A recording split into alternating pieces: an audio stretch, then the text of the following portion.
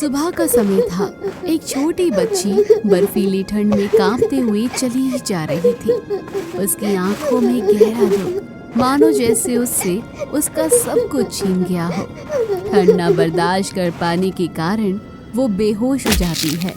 उसकी आंखों से आंसू बहने लगते हैं और वो बेहोशी की हालत में सिर्फ एक ही शब्द बोल रही है, माँ माँ माँ।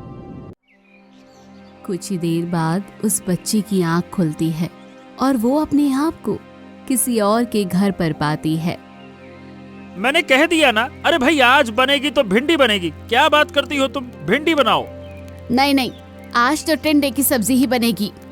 क्या सुष्मिता तुम भी, अरे कल ही तो टिंडे खाए थे, उसके पिछले वाले दिन भी टिंडे ही खाए थे। अरे ये बताओ, रोज रोज कौन टिंडे खाता है? टिंडे टिंडे टिंडे, अरे टिंडे न हो गया पता नहीं क्या है, नहीं खाना मुझे टिंडे। तो तुम्हें किसने कहा था इतने सारे टिंडे लाने को? अब अगर रोज नहीं बनाया गया तो ये सड़कें खराब हो जाएंगी। अरे भाई वो तो मेरे एक दोस्त ने दिए, इसीलिए मैं मना नहीं कर पाया, इसीलिए सबका सब ले आया। इसका मतलब क्या बोलूं, चलो ठीक है, तुम सिर्फ आज के लिए दूसरी सब्जी बना दो, कल से टिंडे ही खाऊंगा पक्का, कल से, ठीक है? नहीं माँ बाबा, अगर आप दोनों का हो गया हो तो जरा इधर भी तो देखिए, वो छोटी बच्ची उठ गई है। जिसके बाद वो तीनों ही उस छोटी बच्ची के पास जाते हैं। अरे कितनी प्यारी हो तुम, कौन हो बेटा जी? और ऐसे ठंड में जंगल में क्या कर रही हो? बेटा जी, तुम्हारी माँ ने तुम्हें रोका नहीं क्या है? माधव की बातें सुनकर वो छोटी बच्ची रोने लग जाती है।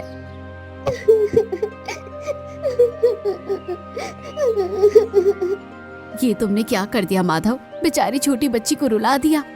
अरे पर सुष्मिता, मैंने क्या कर दिया? मैंने तो इतना ही पूछा है कि कौन हो तुम, और तुम्हारी माँ ने इतनी ठंड में जाने से मना नहीं किया क्या? बस। मेरी माँ वो अभी इस दुनिया में नहीं रही, उन्हें मेरे पिता ने मार डाला। क्या कहा? तुम्हारे पिता ने तुम्हारी माँ को मार डाला? ये तुम क्या कह रही हो?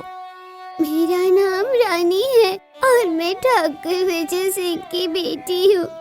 मेरे बाबा है, मेरे बाबा मेरी माँ से बहुत प्यार करते थे, लेकिन एक दिन उनका व्यवहार अचानक से ही बदल गया। ये लीजिए चाय।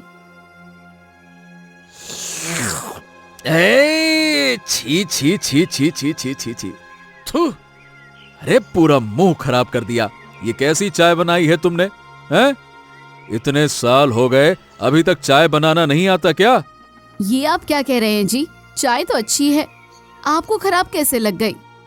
ऐसा कहते ही विजय रमीला को एक जोर का थप्पड़ मारता है, जिससे वो नीचे गिर जाती है और वो रोने लगती है। ये आपको क्या हो गया जी? आप पहले तो ऐसे बिल्कुल भी नहीं थे। आप तो हमेशा ही मेरे बनी चाय की तारीफ करते थे और आज तक आपने मुझ पर कभी हाथ तक नहीं उठाया, तो आज आपको क्या हो गया? अच्छा, तो तुझे क्या लगता है कि मैं झूठ बोल रहा हूँ? अगर तुझे इतनी ही दिक्कत है तो इस घर से चली क्यों नहीं जाती है तू, बेवकूफ कहीं की। ऐसा कहकर विजय वहां से चला जाता है और थोड़ी ही देर बाद रानी वहां आती है और वो अपनी माँ को रोता हुआ देख तुरंत उसके पास जाती है। क्या हो गया माँ, आप क्यों रो रहे हैं? कुछ हुआ है क्या? नहीं नहीं नहीं रानी, वो बस मुझे अपने पिछले जन्मों के बुरे कर्म याद आ गए। जिसके बाद रात हो जाती है और विजय अपने कमरे से निकलकर दबे पांव घर से बाहर ही जा रहा होता है कि तभी रुक जाइए, इतनी रात हो गई है और आप कहाँ जा रहे हैं? ओह, तेरी इतनी हिम्मत कि तू हमसे सवाल जवाब करेगी? हम कहीं भी जाएं, कहीं भी जाए, तुझे उससे कोई मतलब नहीं होना चाहिए। पत्नी है तो पत्नी की तरह रह, मालिक बनने की कोशिश मत कर, समझी? ऐसा कहते ही विजय वहां से चला जाता है। कुछ तो बात जरूर है, मैंने कुछ दिनों से रोज ही आधी रात होते ही बाहर जाते हुए देखती हूँ। हो ना हो इनका व्यवहार जरूरी इसी वजह से ही बदला होगा। मुझे जाकर देखना चाहिए। ऐसा कहते ही रमीला विजय का पीछा करने लग जाती है और वो देखती है कि विजय एक घर के अंदर जाता है। ये क्या? ये तो उसी नर्तकी का घर है जो राज दरबार में अपने नृत्य का प्रदर्शन करती है। भला ये इनके घर क्यों आए हैं? जिसके बाद रमीला उस घर के अंदर झांकती है। ये क्या ठाकुर जी, मैं आपसे बहुत ही नाराज हूँ और आखिर कब तक हमें ऐसे ही छुप छुप कर मिलना पड़ेगा? हाँ, अरे हम तुम्हें क्या बताएं हमारी जाने जिगर प्यारी मधु। हमने तो उस औरत को घर से निकालने की बहुत कोशिश की, बेइज्जत किया, झगड़ा किया, अरे यहाँ तक कि हमने उसे थप्पड़ मारा, लेकिन वो अड़ियल औरत हमें छोड़ने को तैयार ही नहीं है। तो आप ही उसे क्यों नहीं छोड़ देते? नहीं नहीं नहीं, ऐसा हम नहीं कर सकते ना, यही तो दिक्कत है। समाज में हमारा बहुत नाम है। अगर हमने उसे निकाला और फिर तुमसे विवाह किया तो समाज में हमारी कोई इज्जत नहीं रहेगी, समझी? तो क्या आप ये कहना चाहते हैं कि हमारा विवाह कभी नहीं हो सकता? सही कहा, तुम्हारा विवाह मेरे पति के साथ कभी नहीं हो सकता है। अरे रमीला, तुम यहाँ क्या कर रही हो? देखो, तुम जैसा समझ रही हो वैसा कुछ नहीं है। मैं तो यहाँ पे एक काम के सिलसिले में आया था। क्यों मधु, तुम बताओ क्या बात है? अब झूठ बोलकर कोई फायदा नहीं है, क्योंकि मैंने आप दोनों की सारी बातें सुन ली है। तो अब मैं समझी कि अचानक से आपका व्यवहार कैसे बदल गया। अरे देखो रमीला, मेरी बात सुनो, मैं तुम्हें समझा सकता हूँ। बात ये है कि मुझे सब कुछ सुनना समझना नहीं है। अब आप मुझसे प्रेम नहीं करते। इस जैसी गिरी हुई औरत के प्यार में आप फंस चुके हैं। अब ये बात मैं सबको बताऊंगी और ये बात अब राज दरबार तक जाएगी। अब महाराज ही आपका फैसला करेंगे। जिसके बाद जैसे ही वो वहां से जाने के लिए मुड़ती है, विजय अपने हाथ से वो प्याला उसके सर पर जोर से मार देता है और वो वहीं नीचे जमीन पर गिर जाती है। ये तुमने क्या किया? हाँ, अगर तू शांत रहती और चुपचाप मेरी जिंदगी से निकल जाती ना, तो आज तेरा ये हाल ना होता। हाँ। तभी अचानक से ही रानी आ जाती है। माँ, ये आपको क्या हो गया? आपके सर से तो खून निकल रहा है। ये क्या आप बेटी, तू यहाँ क्या कर रही है? तुझे तो घर पर होना चाहिए था ना। मुझे नींद नहीं आ रही थी, मुझे बेचैनी हो रही थी, इसलिए जब मैं कमरे से बाहर आई तो आपको कहीं जाते हुए देखा और आपके पीछे पीछे मैं आ गई। कि तूने क्या कर दिया बेटी? तूने यहाँ जो भी हुआ वो सब देख लिया, इसलिए अब ये राक्षस तुझे भी नहीं छोड़ेगा। भाग जा रानी, भाग जा, जितनी दूर हो सके भाग जा और यहाँ मुड़ के कभी मत देखना। अरे ऐसे कैसे भाग जाएगी ये? मैं इसे भागने दूंगा तब ना। जिसके बाद रानी डर के मारे वहां से भाग जाती है और जैसे ही उसे पकड़ने के लिए ठाकुर आगे बढ़ता है, रमीला उसके पैर पकड़ लेती है। जब तक मेरी बेटी कहीं दूर चली नहीं जाती, मैं तुम्हें जाने नहीं दूंगी। जिसके बाद विजय रमीला के हाथों में लात मारते रहता है। रमीला अपने प्राण त्याग देती है, लेकिन उस ठाकुर के पैर नहीं छोड़ती और रानी वहां से जान बचा के भागने में सफल हो जाती है। उस ठाकुर की तो मैं उससे छोड़ूंगा नहीं। मैं उसे सजा जरूर दिलवाऊंगा। नहीं माधव, शांत हो जाओ। तुम ऐसा कुछ भी उल्टा फुल्टा काम नहीं करोगे। वैसे भी हमारे पास कोई सबूत नहीं है। सिर्फ इस बच्ची के कहने पर उसे सजा नहीं दिला सकते हम। अरे पर सुष्मिता, माँ बिल्कुल सही कह रही है बाबा, आप शांत हो जाइए। और जो हो गया सो हो गया, अब कुछ नहीं किया जा सकता। भगवान है ना, वो इंसाफ जरूर करेंगे। अभी ये सोचिए कि इस बेचारी बच्ची का क्या करें हम। अरे क्या करना है, ये आज से हमारे परिवार का एक हिस्सा बनेगी। देख बेटी, मैं तेरे माँ की जगह तो कभी नहीं ले सकती, पर तुझे मौसी का प्यार दे सकती हूँ। आज से तू मुझे मौसी बुलाएगी, ठीक है ना? और मैं आज से तेरी बड़ी दीदी। हैं? तब तो मैं मौसा जी बन गया। आजा मेरे बेटे, आजा, अपने मौसा के पास आजा। जिसके बाद उस हंसते खेलते परिवार वालों ने उस बच्ची को अपना लिया और वो उनके घर, उनके परिवार का एक हिस्सा बन के रहने लगी। और देखते ही देखते कुछ दिन बीत जाते हैं। मैं कितनी सौभाग्यशाली हूँ जो मुझे आप जैसा इतना अच्छा परिवार मिला। काश कि मेरे बाबा को वो नर्तकी कभी मिली ही नहीं होती, तो शायद आज मेरी माँ जिंदा होती। नहीं रानी, ऐसी बात नहीं है। अगर नर्तकी नहीं मिलती तो कोई और मिल जाती। तुम्हें कहना चाहिए कि काश मेरे बाबा को मेरी माँ से प्यार होता तो तुम्हारी माँ आज भी जिंदा होती। पर मेरे बाबा तो उस नर्तकी के आने से पहले मेरी माँ से ही प्यार करते थे। नहीं, तुम्हारे बाबा ने तुम्हारी माँ से कभी प्यार नहीं किया। उन्होंने तो तुम्हारी माँ की खूबसूरती से, उनके चेहरे से प्यार किया। और जब कोई उनसे भी सुंदर मिल गई तो वो उस लड़की के पीछे दीवाने हो गए। तो क्या मेरे बाबा मेरी माँ से शुरू से ही प्यार नहीं करते थे? नहीं करते थे। अगर प्यार देखना है तो मेरी माँ और बाबा को देखो। वो हमेशा ही झगड़ते लड़ते रहते हैं, लेकिन एक दूसरे से दिल से प्यार करते हैं। और अगर कोई भी अलग हो गया तो दूसरा ही नहीं जी पाएगा। तभी वहाँ माधव आता है। हाँ, मुझे ऐसा क्यों लग रहा है जैसे तुम दोनों मेरे बारे में ही बातें कर रहे हो। बोलो। हाँ बाबा, हम आपकी ही बातें कर रहे थे। मैं रानी को बता रही थी कि आप उनसे कितना प्यार करते हैं। हाँ, वो तो है। अरे वो तो मेरे लिए सब कुछ है। तुमको पता नहीं है उससे शादी करने के लिए कितने पापड़ बेलने पड़े।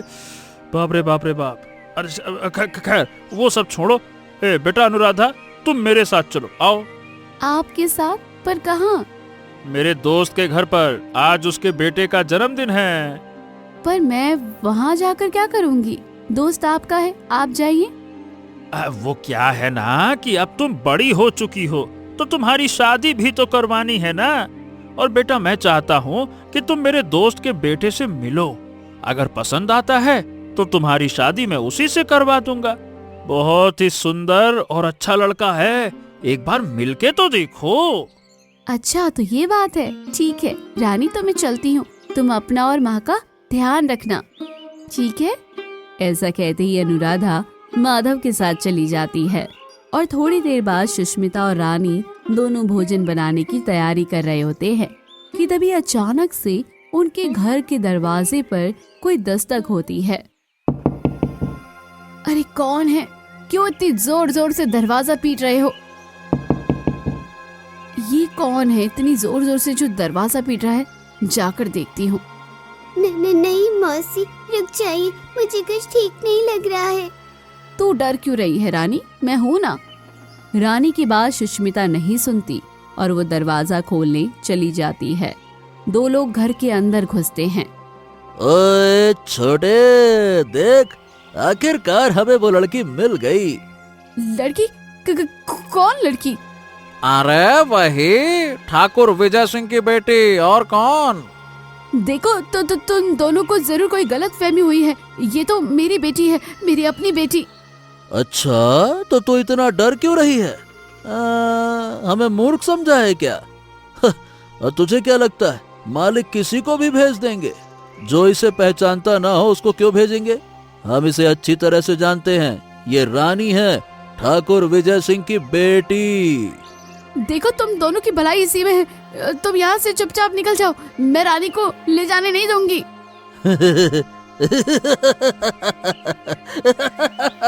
देख छोटे, देख तो ये हमको धमका रही है। अरे ये तो बता, मैं डर गया। और अगर हम नहीं गए तो क्या कर लेगी तू? बता। जिसके बाद सुष्मिता जल्दी से अंदर चली जाती है और एक चाकू लेकर बाहर आती है। अगर तुम दोनों ने मेरी बात नहीं मानी तो मैं तुम दोनों को छोड़ूंगी नहीं। ए लड़की, तू पागल वागल है क्या? ये चाकू किसे दिखा रही है? चाकू नीचे रख चाकू। नहीं, मैं इसे नहीं नीचे रखूंगी। रानी जा, जल्दी भाग यहाँ से। जा जल्दी भाग जा यहाँ से, तब तक मैं इन्हें संभालती हूँ। नहीं, मैं आपको छोड़कर यहाँ से कहीं नहीं जाऊंगी। देख रानी, तू बात को समझने की कोशिश कर और निकल जा यहाँ से, मेरी बात मान। पर मौसी, मैंने कहा ना जा यहाँ से, तुझे मेरी कसम, अब चली जा। सुष्मिता के ऐसा कहते ही रानी वहाँ से भाग जाती है। ठंडी तूफानों में फिर से वो भागने लगती है। उसे वो बातें फिर से याद आ जाती है, क्योंकि समय एक बार फिर से दोहराता है, मानो काल उसके साथ रहने वाले हर शख्स का पीछा कर रही हो। वो भागते भागते बहुत दूर चली जाती है और सामने से माधव और अनुराधा इसी ओर चले आ रहे होते हैं। अरे ये तो मौसा जी है। अच्छा हुआ कि ये मुझे यहाँ मिल गए। मौसा जी, अरे रानी, ये बेटा तुम यहाँ हो? क्या हो गया बेटा, इतनी ठंड में बाहर क्या कर रही हो और रो क्यों रही हो? क्या हो गया? चुप हो जाओ, चुप हो जाओ, क्या बात है बताओ। मौसा जी, वो मौसी, वो मौसी। मौसी? क्या हुआ सुष्मिता को? बताओ बेटा रानी, क्या हुआ उसे? क्या हुआ, बोलो। मुझे माफ कर देना मौसा जी। मेरा पीछा करते करते दो लोग आपके घर तक आ पहुँचे और मौसी को चाकू दिखाकर उन्हें रोके रखा और मुझे भागने को कहा। जल्दी चलिए, इससे पहले कि वो लोग उन्हें कुछ कर दे। रानी के ऐसा कहते ही माधव की आंखों में आंसू और चेहरे में एक चिंता जो एक समय के साथ बढ़ती जा रही थी। और जब वो घर पहुंचता है तो देखता है सुष्मिता नीचे गिरी होती है। उसके पेट में चाकू लगा होता है और पेट से खून बाहर हो रहा होता है। सुष्मिता! सुष्मिता! सुष्मिता, ये क्या हो गया तुम्हें? ये क्या हो गया? तुम चिंता मत करो, मैं अभी तुम्हें वैद्य जी के पास ले चलता हूँ। चिंता मत करो, तुम ठीक हो जाओगी। चलो चलो, उठो उठो उठो उठो। नहीं माधव, नहीं, अब बहुत देर हो चुकी है और मुझे माफ कर देना। जिंदगी भर साथ निभाने का वादा करके मैं तुम्हें ऐसे बीच में ही छोड़ कर जा रही हूँ। नहीं नहीं नहीं नहीं नहीं नहीं सुष्मिता, भगवान के लिए ऐसा मत कहो। अगर तुम चली जाओगी तो मेरा क्या होगा? मैं कैसे जीऊंगा सुष्मिता, मैं कैसे जीऊंगा? तुम्हें जीना ही होगा माधव, मेरे लिए, अपनी बेटी अनुराधा के लिए और रानी के लिए भी, क्योंकि उनका इस दुनिया में सिर्फ तुम ही हो। ये क्या हो गया सुष्मिता, ये क्या हो गया?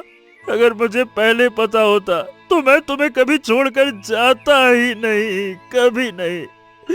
मुझे माफ कर दो सुष्मिता, मुझे माफ कर दो।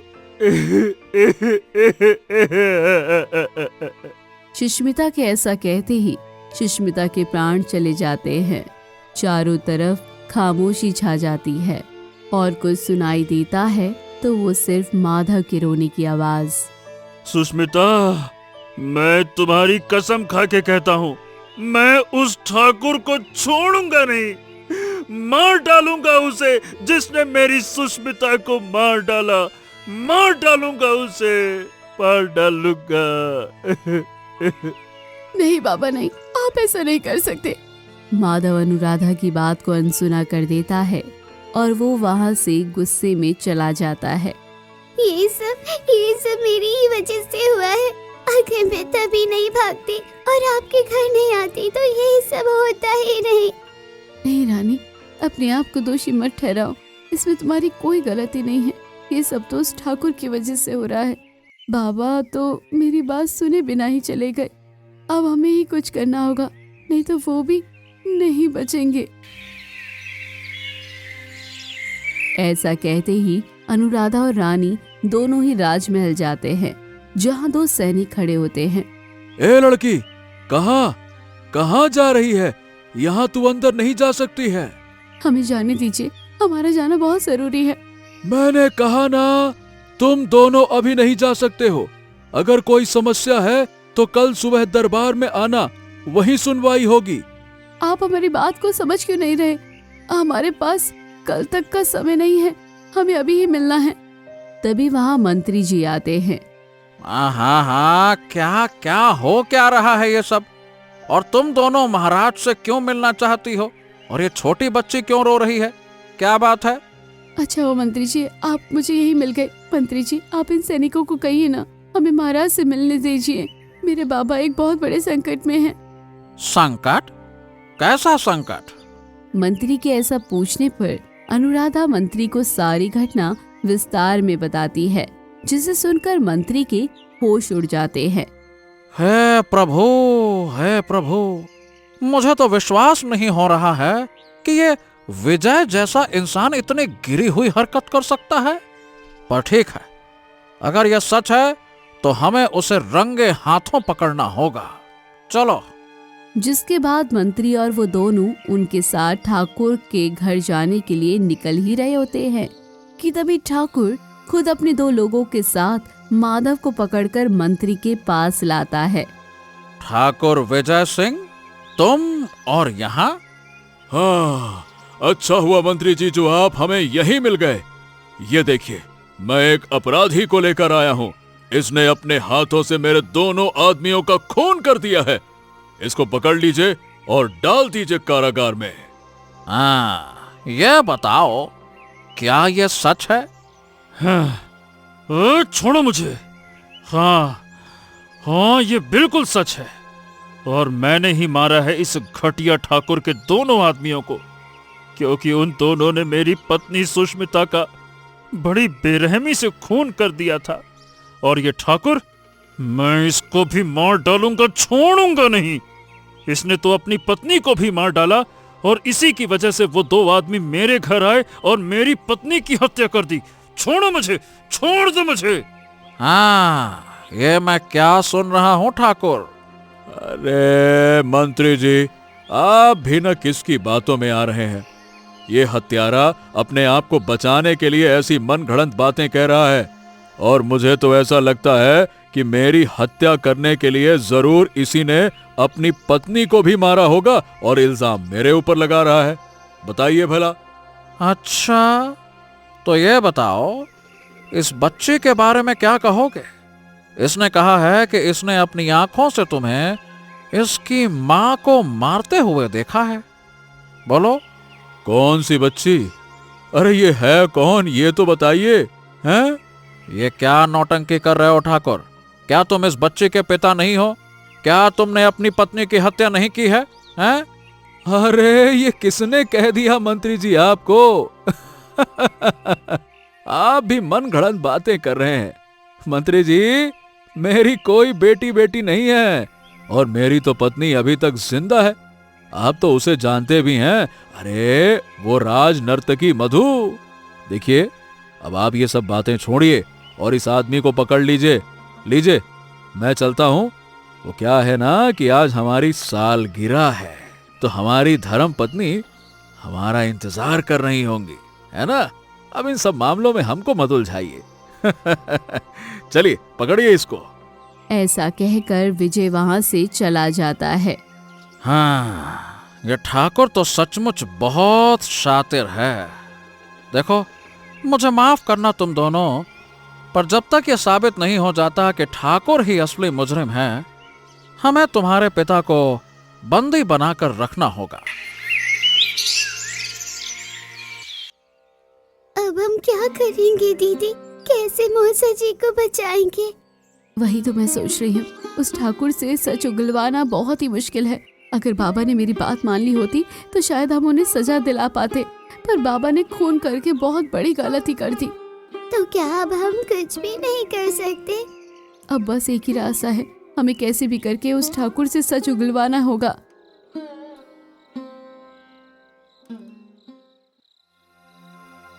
वाह ठाकुर जी वाह, मैं तो आपको मान गई। आपने ऐसी चाल चली कि वो सब खुद ही फंस गए। अरे मेरी जाने जिगर, मेरी रानी, बिल्कुल सही कहा तुमने। अब कोई भी हमारे रिश्ते के बीच में नहीं आ सकता। अब सिर्फ मैं और तुम रहेंगे साथ जीवन भर। वो दोनों अपने आपस में बात ही कर रहे होते हैं कि तभी अचानक से उसका एक आदमी वहां आता है। माफ करना ठाकुर जी, एक नकाबपोश व्यक्ति आया था और आपको ये चिट्ठी देने को कहा है। क्या कहा? एक नकाबपोश व्यक्ति। लाओ, दिखाओ कौन सी चिट्ठी है, लाओ। जिसके बाद वो आदमी वहां से चला जाता है और विजय उस चिट्ठी को पढ़कर उसके चेहरे पर एक डर आ जाता है। क्या बात है ठाकुर जी, क्या लिखा है इस पत्र में जो आपका खुशनुमा चेहरा डर में बदल गया? इसमें लिखा है मधु कि मेरे किए कर्मों के बारे में वो सब कुछ जानता है। ये भी कि मैंने अपनी पत्नी की हत्या भी की थी। हाँ। ये आप क्या कह रहे हैं? और अभी उसने मुझे जंगल बुलाया है, अकेले, बहुत सारे धन के साथ। नहीं तो वो मेरा सच महाराज को बता देगा।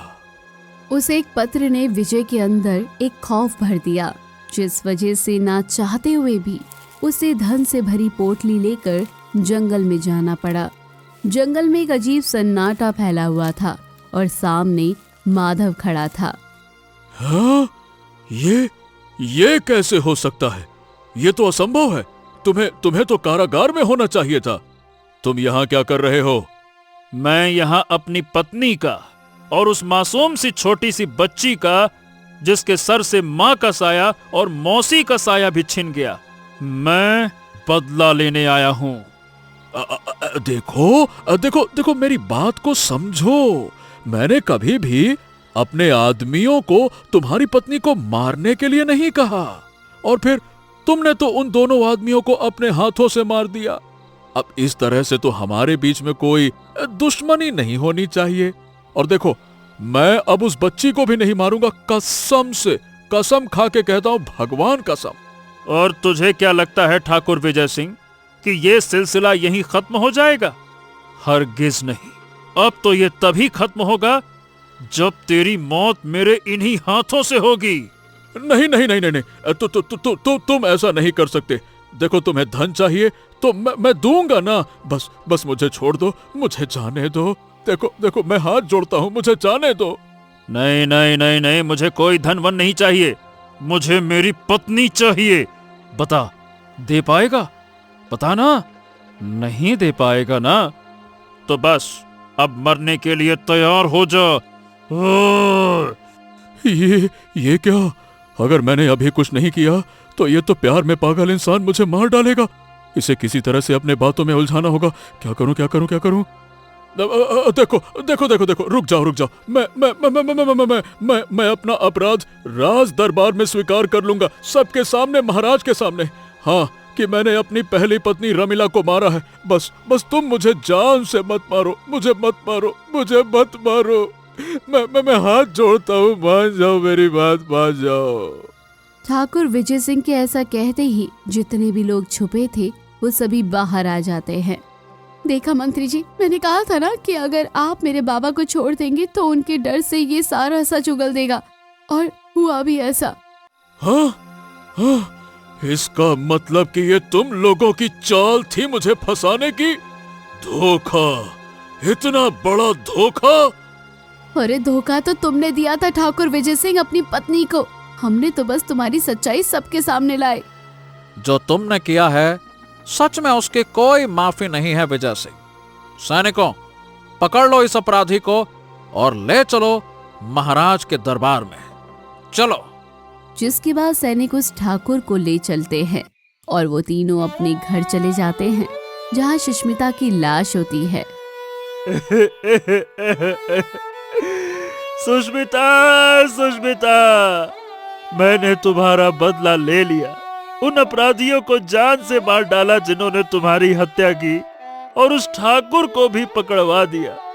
उम्मीद है कि अब तुम्हारी आत्मा को इससे शांति मिल जाएगी। सुष्मिता।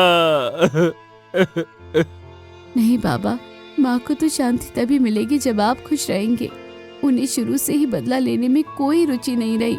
वो तो बस हमें खुश देखना चाहती है। हाँ मौसा जी, मैं अपनी मौसी को कभी नहीं भूल पाऊंगी।